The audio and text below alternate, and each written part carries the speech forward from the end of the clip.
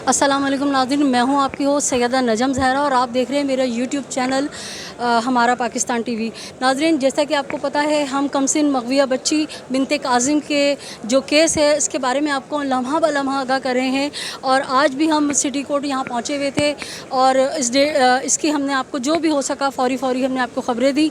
इस वक्त मेरे साथ मारूफ सीनियर कोर्ट रिपोर्टर जनाब शाहिद हुसैन साहब मौजूद हैं। शाहिद हुसैन साहब का ख़ासा ये है कि ना सिर्फ ये कोर्ट रिपोर्टिंग करते हैं बल्कि इस मग़विया केस को उठाने में और पहले दिन से इसको लेके चलने में और तमाम तर कानूनी पेचीदगियों को बहुत अच्छे से ये जानते हैं। मैं शाहिद भाई से बात करूँगी, इनसे कुछ सवालात करूँगी। अस्सलाम वालेकुम शाहिद भाई। वालेकुम सलाम। शाहिद भाई, जिस तरह आवाम पूरी एक जहनी अजियत का शिकार है कि अब इस मग़वी बच्ची के केस का क्या फ़ैसला होगा, आज हम लोग भी सुबह से आए हुए थे, पूरी रात बेचैनी में जागे, लेकिन यहाँ आए तो डेट हो गई।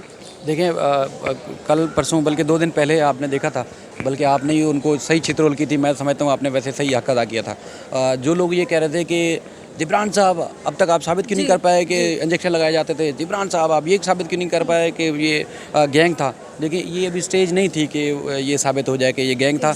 ये अभी तो केस का चालान आना है, अभी ट्रायल होना है, अभी बहुत टाइम लगेगा। शायद भी वो तो अदालत में होगा ना साबित। बिल्कुल, साबित भी अदालत में होगा, लेकिन उसमें वक्त लगेगा। यानी कि सारी चीज़ें साबित करने में थोड़ा टाइम लगेगा। अभी तो प्रोसीजर स्टार्ट भी नहीं हुआ। यानी कि जिनको अदालती रिपोर्टिंग का नहीं पता, अब वो आके एकदम कहेंगे कि यूँ चुटकी में फ़ैसला हो जाना चाहिए, तो ऐसा तो नहीं होता।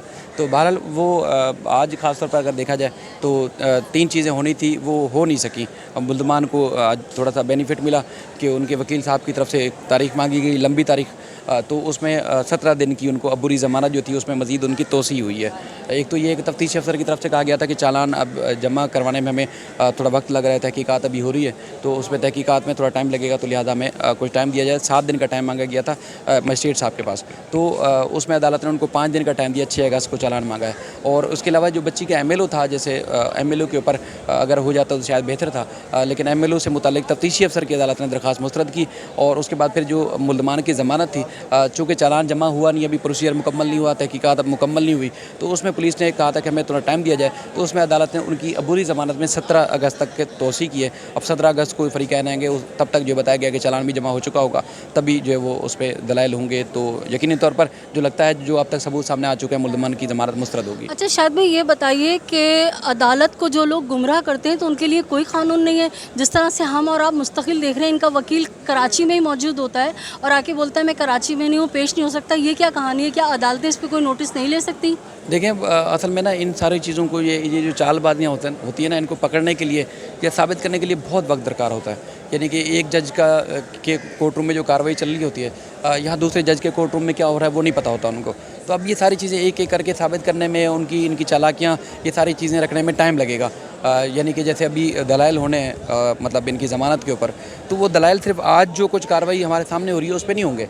जब से बच्ची अगवा हुई है, जब जिस चीज़ पे उतार चढ़ाव होता रहा, कहीं मुल्ज़मान की दरख्वास्त से मुस्तरद होती रही, कहीं मुल्ज़मान झूठ बोलते रहे, चालाकियाँ और चालबाजियों से काम लेते रहे, वो सारी चीज़ें दलाइल के दौरान रखी जाएंगी। यानी कि मुद्दई की तरफ से अदालत में रखी जाएंगी, अदालत के सामने पेश की जाएंगी। अदालत इन सारी चीज़ों का मुशाहिदा करेगी और समझेगी कि हाँ, वाकई मुल्ज़मान ने झूठ बोला, मकारी या चालाकी की। और उसके बाद फिर जहाँ कराची में थे, बच्ची को ले जाने में भी यहाँ मुलव्वस है और वहाँ शवाहिद इनकार करते रहे कि बच्ची खुद चल के आई थी। ये सारी चीज़ें जब साबित होंगी तो तभी अदालत ज़मानत इनकी मुस्तरद करेगी, लेकिन उसमें थोड़ा वक्त लगेगा।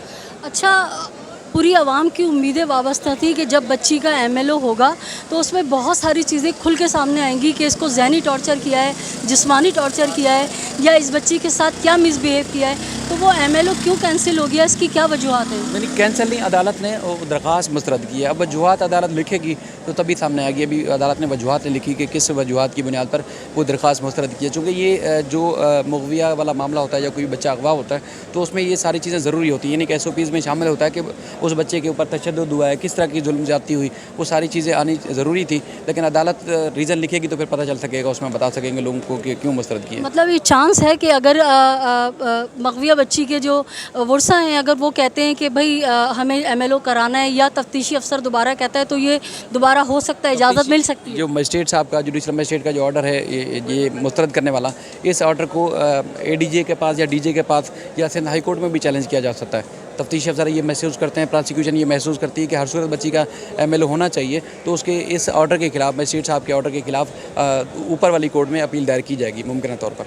अच्छा शायद भाई ये बताएं, आज जब पूरा चांस था कि आज जो आर्गूमेंट्स होंगे पूरे दोनों तरफ के वकील भी आए हुए थे, तो क्या वजह हुई कि अदालत ने 17 तारीख दे दी?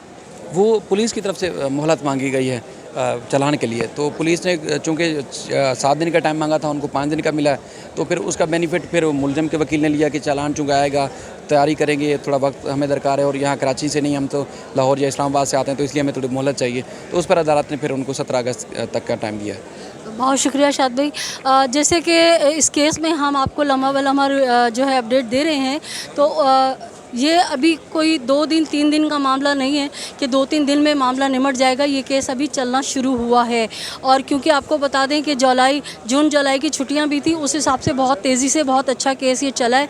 अब क्योंकि आशूरा मुहर्रम आ रहे हैं और पुलिस के जो तफ्तीशी अफसर हैं उन्होंने अदालत को यही बयान दिया है कि हमारे तमाम जितने भी अफसरान हैं वो आशूरा और मुहर्रमुल हराम की जो है सिक्योरिटी के हवाले से ड्यूटियाँ सर अंजाम दे रहे हैं, जो कि हमारी फर्स्ट मतलब प्रायोरिटी में है, और हम जो है अभी इस केस पे ज़्यादा काम नहीं कर सकते, इस वजह से उन्होंने टाइम लिया है।